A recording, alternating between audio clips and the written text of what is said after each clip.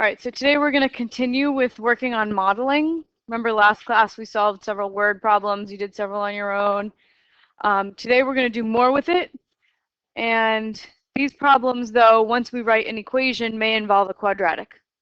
So again, the hard part is coming up with the equation. Last time, the only equations we got were linear. This time, we might get a quadratic. Okay. So there are a few standard problems that end up being quadratic. We have falling body problems, where you drop a ball off the roof of GCC, those kind of problems, area problems, and profit problems. So here's a falling body problem. If we throw a ball upwards from an initial height of h0, feet above the ground, and an initial velocity of v0, then its height at any time is given by this formula. So this is its height at any time, and you just plug in the t's, and you'll get its height. v0 and h0 are constants. They don't change. v0 is the initial speed your object has, and h0 is the initial height it has. So let's do a problem with that. We have a penny dropped from the top of the Washington Monument. How long does it take to fall to the ground? So identify the question. How long does it take, right? So what variable am I going to be solving for? Time. So if I'm going to be solving for time, then I have to have a number for every other letter in the equation. Okay. Do I have a v0? Initial velocity of the penny? 0, because I'm just holding it still, right? And I'm going to drop it. So its initial velocity is 0. So 0. And does we have an initial height, h0? Yeah, 555.5.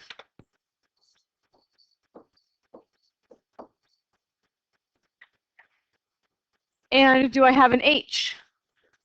0, because I want to know the height above the ground when it's on the ground, which would be 0 feet.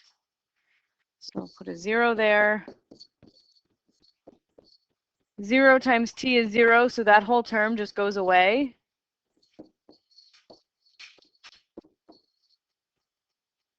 And now I have a quadratic I want to solve. Anyone have a preferred method? Quadratic equation? Anyone have another method?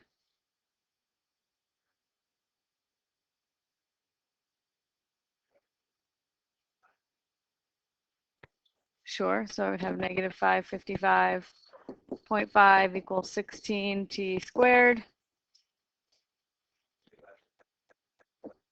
Yep, we can divide both sides by 16, by negative 16.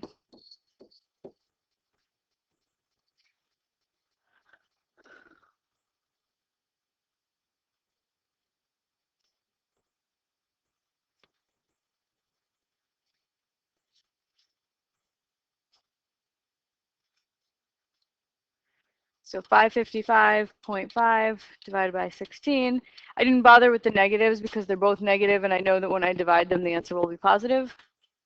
So I get 34.71875.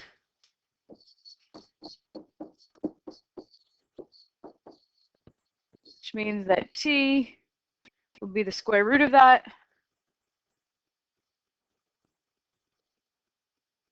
Oh, 5.89.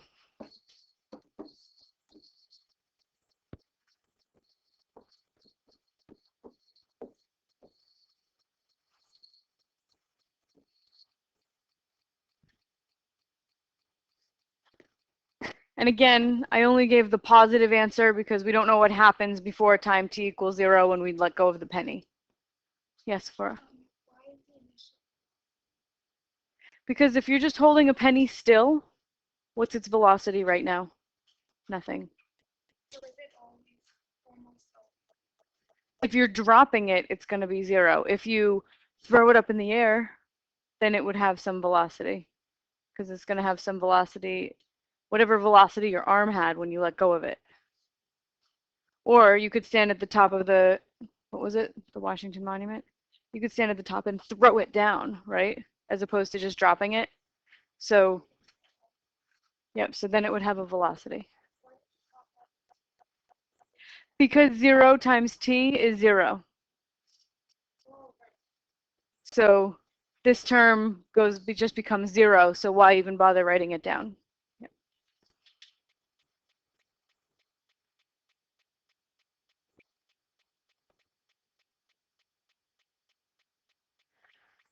Okay, from the top of the main building at GCC, which is 96 feet off the ground, we're going to throw a ball straight upwards with an initial velocity of 40 feet per second. When does the ball reach a height of 24 feet? So I want you to try this one in your groups. Okay, so let's discuss this. So we're going to zero in on the question, when does the ball reach a height of 24 feet? So what variable am I going to be solving for? T for time. The question is when, so I'm going to be solving for time. So that means I have to be able to replace everything else with a number. So what am I going to replace V naught with? 40, yeah. Initial velocity is 40 feet per second. What am I going to replace H naught with? 96, initial height. And I'm going to replace H with 24. That's the height I want to know when it gets to. So I replace the height with a 24. Now I have a quadratic equation. There is a t term this time, so I can't do the little quick shortcut method of solving I did last time. I have to subtract the 24, so I get negative 16t squared plus 40t plus 72 equals 0. I could try to factor it, but that's kind of ugly. Or I could do the quadratic formula. So the quadratic formula would be negative b plus or minus the square root of b squared minus 4 times a times c all over 2a.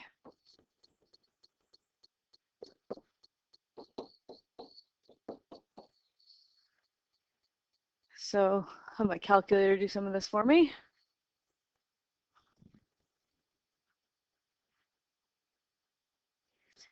Okay, so I need 40 squared minus 4 times negative 16 times 72. So I get 6208 over negative 32.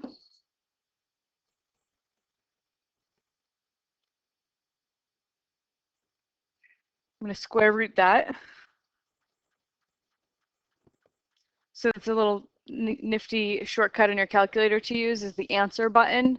If you want to do something to the previous answer, say square root it. The second negative key brings up the previous number, previous answer.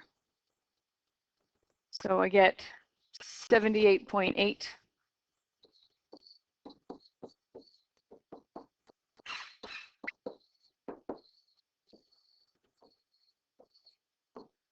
Okay, so negative 40 plus or minus 78.8 over negative 32. So first you do plus and then you do minus. So I'm going to do negative 40 plus 78.8 divided by negative 32. And I get negative 1.2125.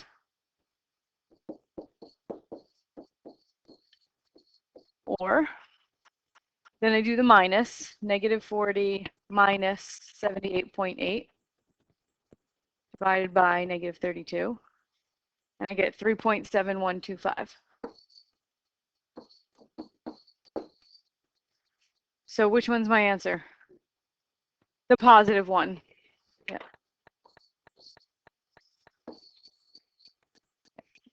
The positive one, because we don't know what happened to that ball before we threw it up in the air. Time started the moment we threw it.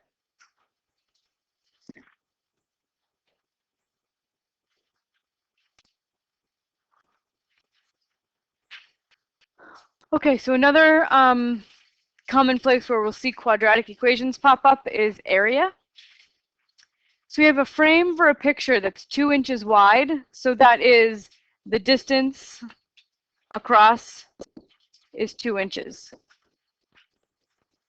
So it's 2 inches all the way around. The border is 2 inches. The picture inside the frame is 4 inches longer than it is wide. If the area of the picture is 320 square inches, find the outside dimensions of the picture frame.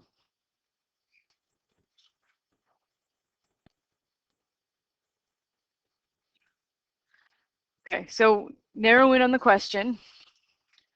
We want the outside dimensions of the picture frame. So that is, I would like to know this and this.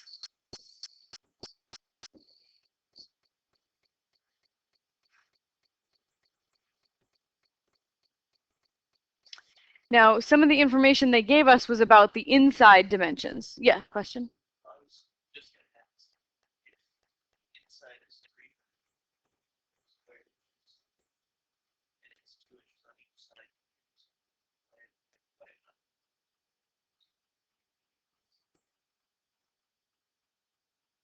No.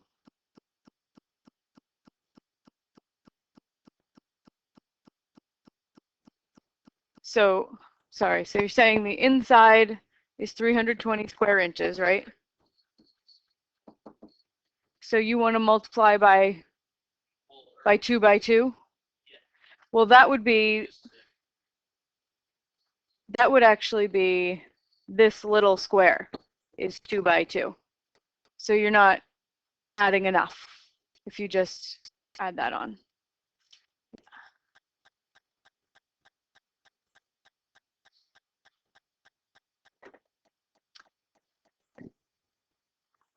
So that's good though. We put a piece of given information in. This is 320. And it's 4 inches longer than it is wide, and this is how wide it is. So according to the variables I've already put in here, how long is that thing? What is that width? This whole distance is x. What is this shorter distance of just the picture, not the frame? X minus 4, because I subtract 2 inches right here, 2 inches right here. So this is x minus 4.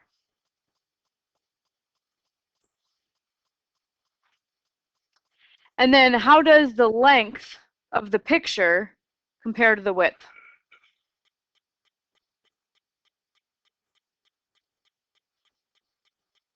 It's 4, nope, 4 inches longer. Does that indicate that I should 4 plus? Yeah, so I should do the x minus 4, the width, which is x minus 4, and I should add 4 to it because it's 4 inches longer. What is x minus 4 plus 4? So this is x.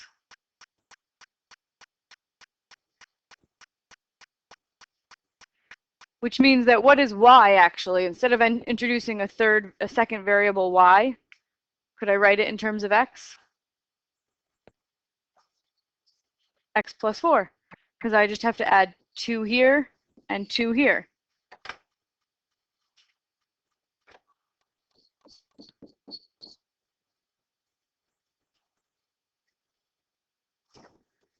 So now can I write an equation based on the given information here?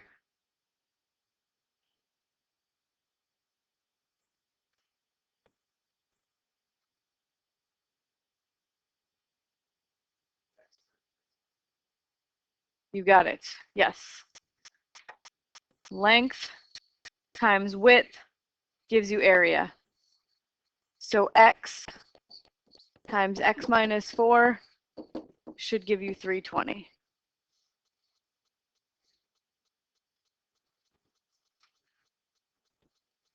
So x squared minus 4x minus 320 equals 0. We'll solve it with the quadratic formula. Does that factor?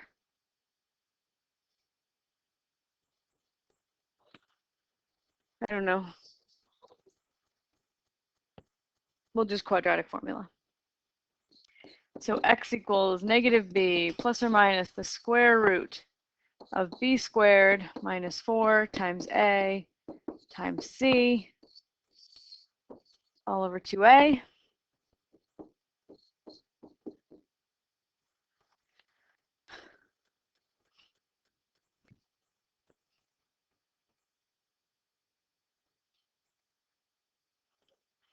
Okay, so 16 minus 4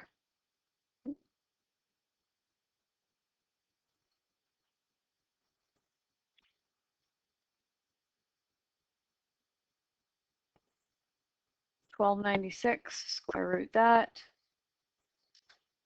36. So 4 plus or minus 36 over 2.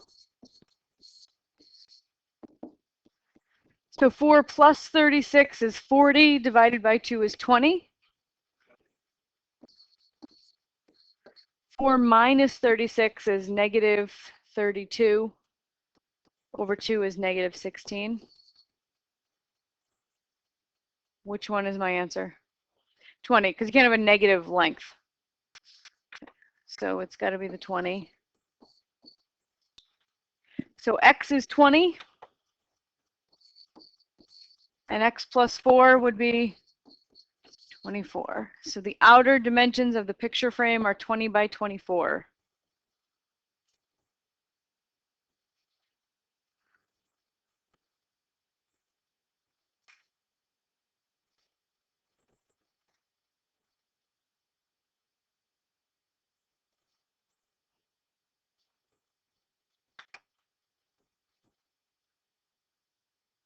How is that? Okay.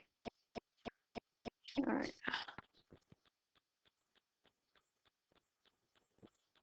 Last example, before I give you a chance to try some on your own. This one's a motion problem, RT equals D. So Karen drove from Tortula to Cactus, 250 miles.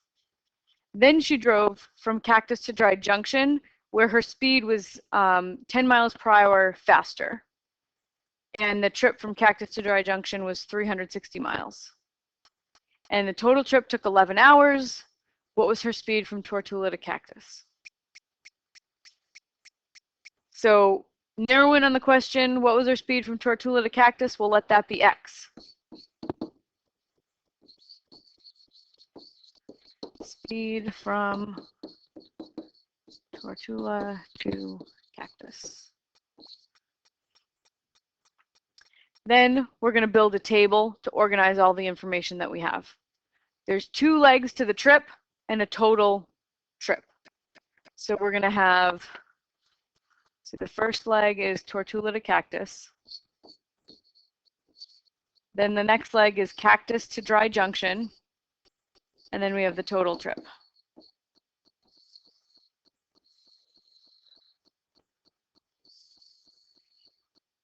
Now, what columns do I need to have here?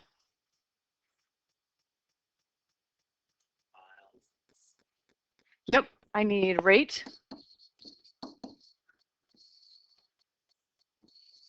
I need distance, which would be measured in miles, and I need time.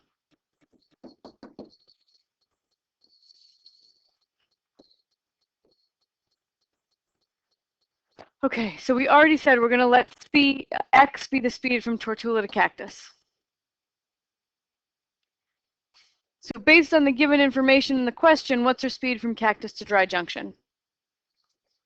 X plus 10. It says she increased her speed by 10 miles per hour. Now let's see what else was given. The first leg of the trip was 250 miles. And the second leg was 360. And the total trip took 11 hours. So we filled in all the straightforward given information. Now, can I just add the rates together? If you drove 50 miles per hour on one leg and 60 on the next, did you drive 110 miles per hour? No, so we can't just add them. So I'm just going to leave this one blank for now. But I can add the distances, right? 250 plus 360 is 610.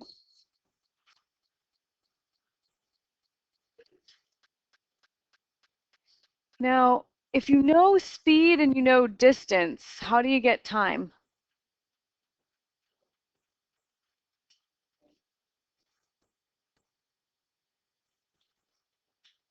Okay, so I hear a couple people saying rate times time equals distance. So I have this equation. I know rate times time equals distance. So how do we, if we want to solve it for time, I could divide both sides by r, and I would get that time is distance divided by rate. So if you have distance and time, I'm sorry, distance and rate, you can divide and get time. So this would be 250 over x, and this would be 360 over x plus 10. The distances divided by the rates give you the times.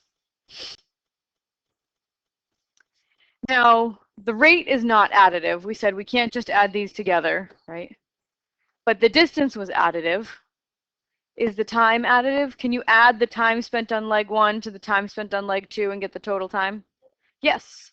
So I should be able to say that 250 over x plus 360 over x plus 10 equals 11. So we have an equation with fractions. Oh no. Okay, so I would like you to work through this in your groups. Remind yourself and each other how to solve an equation that has fractions in it. Okay, so let's go over this, how to solve this equation. We have fractional expressions, which we hate. The best way to get rid of them is to clear out the denominators by using multiplication. So I have an x in the denominator I would love to be gone. So I'm going to multiply both sides by x. Okay. That way, when I multiply x times 250 over x, the x's cancel, and I get 250.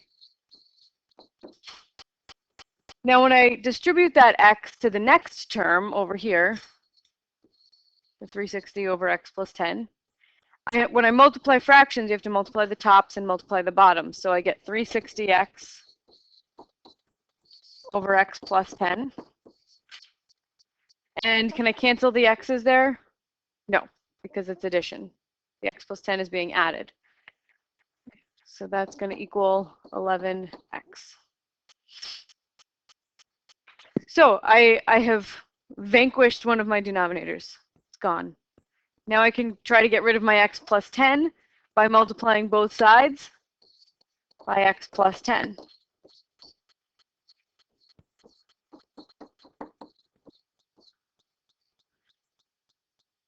So 250 times x plus 10 is 250x plus 2500. Distribute the 250 to both terms in the x plus 10. X plus 10 times 360x divided by x plus 10. The x plus 10s cancel, and I just get plus 360x. And on the right, I get 11x squared plus 110x.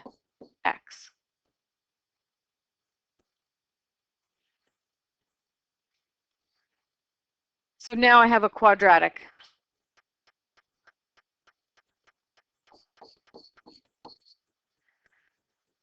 Okay, 250 plus 360 is 610. So I get minus 500x minus 2500 equals 0.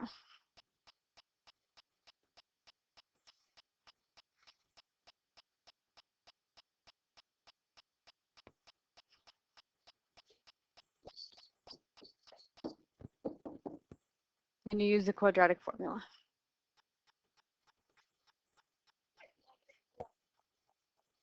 No. because I subtracted everything from the left over to the right. So I left the 11x squared here. Then I subtracted 610x from both sides. 110 minus 610 is negative 500. And then I subtracted 2500 from both sides. So I got negative 2500.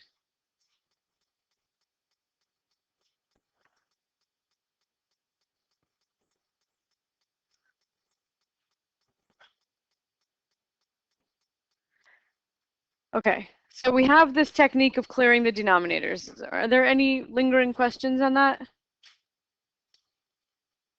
I saw somebody do something different that I want to show you in case you like it better. Okay, so see, it was the original was 250 over x plus 360 over x plus 10 equals 11.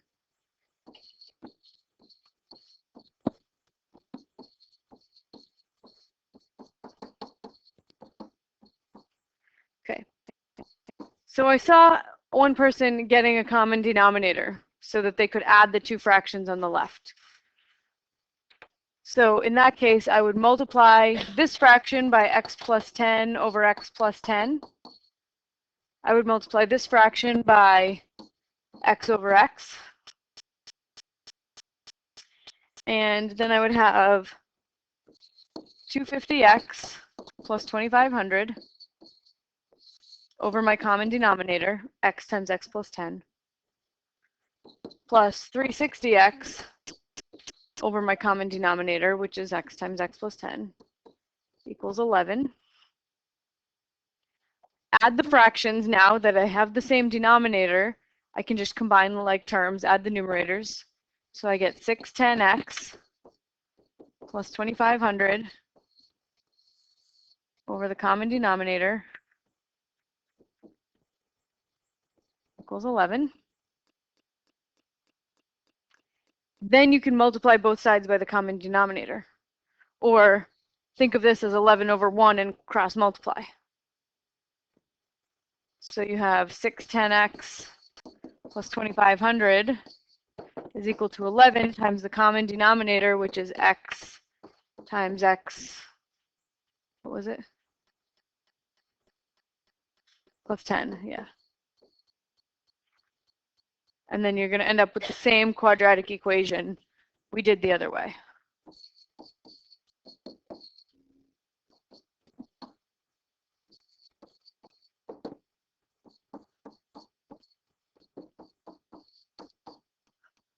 Exact same equation. So you can do it, however you like. Get a common denominator and add the fractions, or just get rid of the denominators.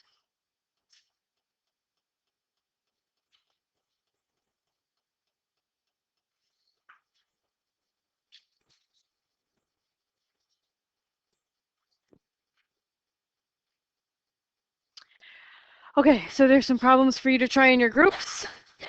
I'll come around and help if you need it.